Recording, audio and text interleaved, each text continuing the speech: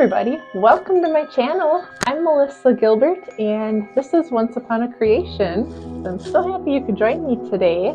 I am going to go over some watercolor tips and tricks. So what you'll need is watercolor paper, and this is paper that's designed to absorb the water. Mine has a rougher texture. There is watercolor paper that has a smoother finish if that's what you're looking for. I would recommend investing in a color wheel. This will help guide you to mix your own colors from primary colors, so red, yellow, and blue. So this is what I'm going to work with today. I don't always work with primary colors, but it's very handy if there's a certain look you're going for and you don't have that color. It's good to have that knowledge of the color wheel. You'll also need, of course, water. I am here in my wilderness art studio, and of course I forgot to bring a cup along, so I found a cap from something. This will be my miniature water cup. You get creative sometimes, so my wilderness art studio doubles as my deer blind in the fall. So I have some things out here from that, but I'm not sure what this rubber cap is from. It's a mystery, but it works. So you'll also need watercolor paint brushes. So these would be, they could be acrylic brushes, but they are going to be a softer bristle.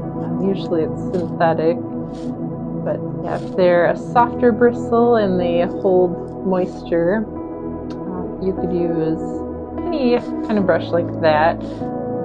Otherwise, if it's a stiffer bristle that doesn't always absorb the water, so that when you dip your brush in the paint, you just want to make sure the paintbrush is able to carry that to your paper.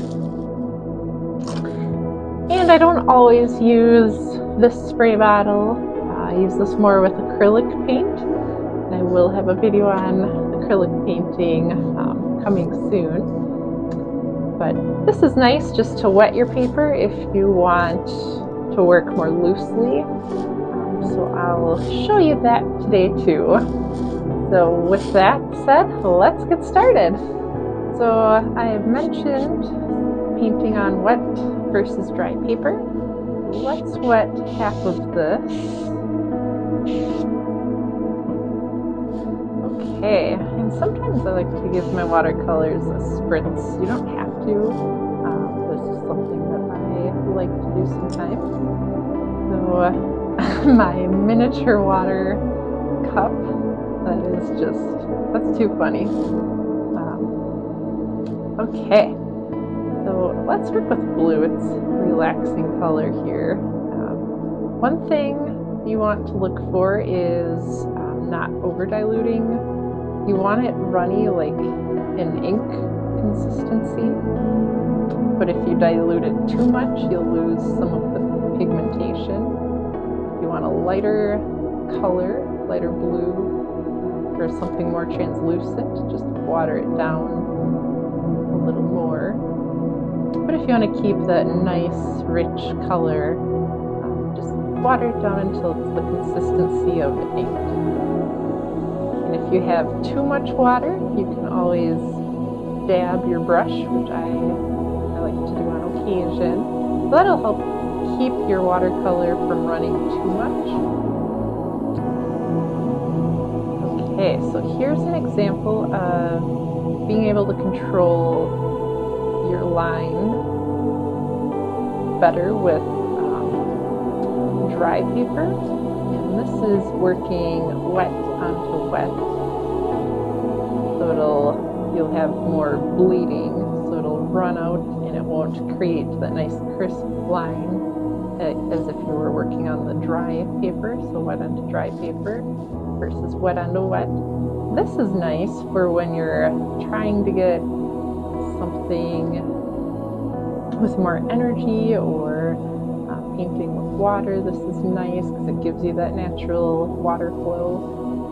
Or if you want to bring more energy to your painting or emotion, this would be a nice technique where you're working more of a realistic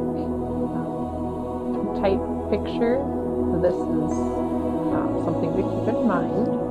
If you're having trouble with your color running all over the place, the biggest thing to look for is the paper dry or is it wet? And is my brush too wet? Because I'll show you that as well.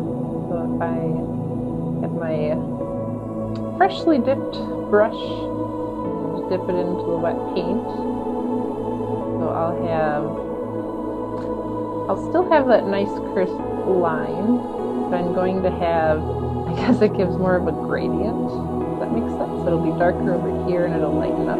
Where this was a nice even tone. A lot of that water that we loaded up left the brush right away. Do the same thing on the other side. So that really goes for an adventure. And then I like to clean my brush off. So I'm always drying my brush because I don't want this to happen. I like to have an even consistency. Yeah, it really shows up here. So another thing I want to show you guys, I talked about having it diluted for translucency. So I'm just going to flatten my brush here and just grab that. You'll have a lighter tone, you'll see more of the white paper coming through when you have it diluted like that, or you have more water than pigment. So really what's happening here is you have less pigments on the paper.